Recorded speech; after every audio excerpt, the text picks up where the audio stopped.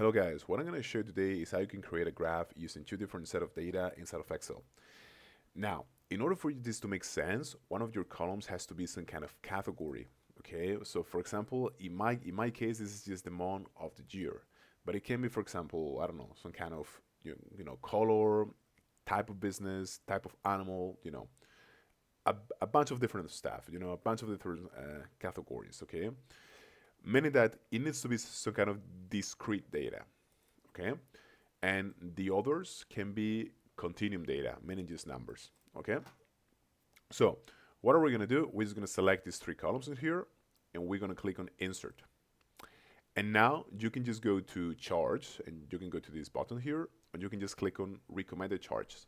Okay, now let's click here, and now you want to choose something that again makes sense for this kind of data. Okay, so you want your category to be on the x-axis and your numbers to be on the y-axis.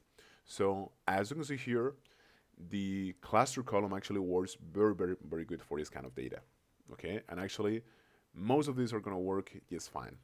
Okay, most of the recommended charts are going to look just fine. What I don't recommend is that you actually go to, for example, to a scatter plot, because it's going to look like this, so it's not going to be very understandable, So you want to look into one of these charts.